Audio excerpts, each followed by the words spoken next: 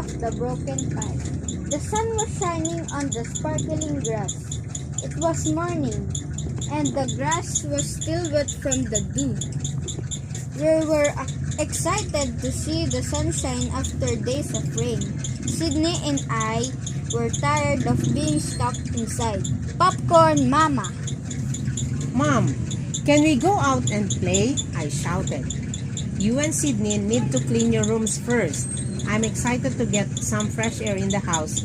It's time for a good spring cleaning, Mom answered. Popcorn, Ate Carmel. Sydney and I looked at each other and groaned. We wanted to get outside, not be stuck inside cleaning. But we knew we could go play as soon as we finished cleaning. We decided to make it a race to see who could clean their room the fastest. But we had to clean up the right way. Otherwise, Mom would make us redo it. Popcorn Jansen.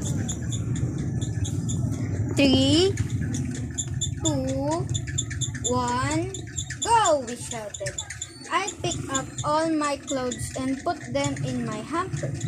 I tucked in my sheets and pulled the comforter over my bed, so it looked like a magazine picture.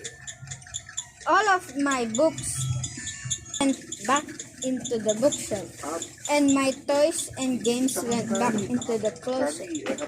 Then I heard Sydney shout from her room down the hall. Popcorn Mama! Oh man, I was just about to shout it out. Good job, Sydney, I said. Sydney jumped up and down.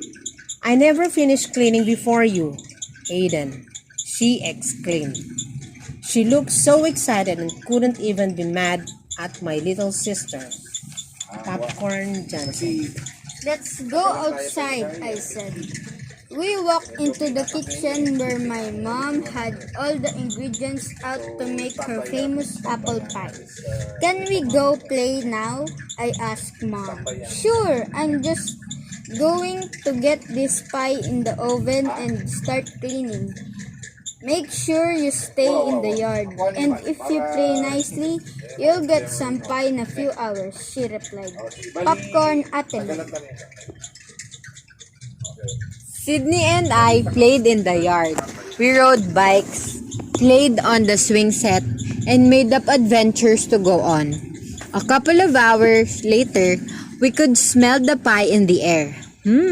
Sydney said, I'm hungry. Let's go see if that pie is ready. When we got in the house, we could hear Mom vacuuming in the living room. Sydney and I walked to the kitchen to see if the pie looked ready. Mom had set the pie to cool by the kitchen window. We peered up at the pie and gasped. It was a mess. The crust on top had holes in it and the filling was all over the place. Popcorn Papa. What happened? Sydney asked.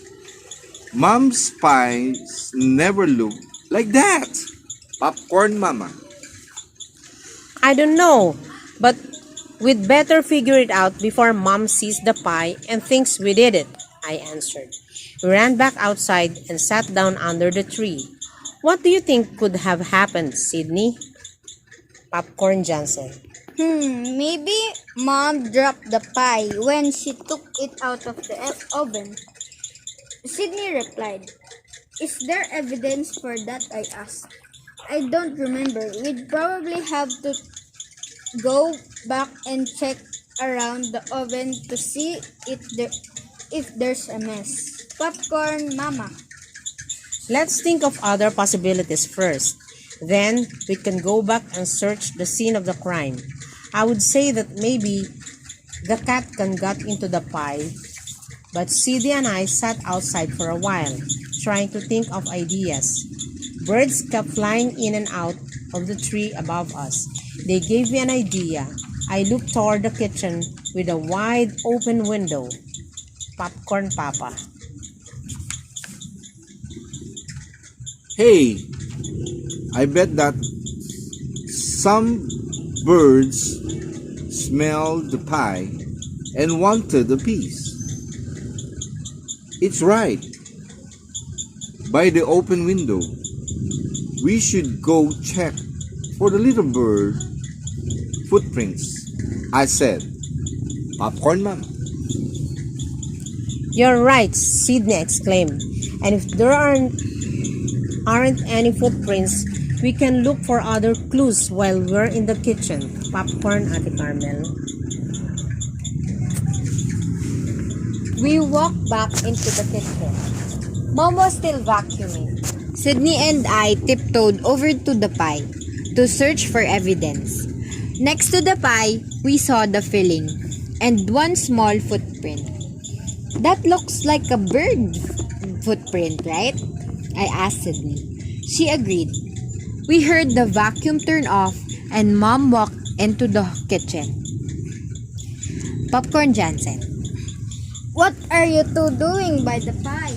He asked. We came back in from playing outside and wanted some pie because it smelled delicious. But when we got in here, the pie was a mess, I said. Sydney added.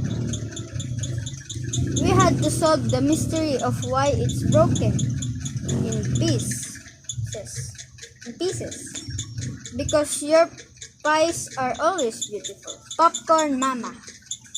Aiden had an idea that some birds might have gotten into it. Look, there's a little footprint. Popcorn Papa.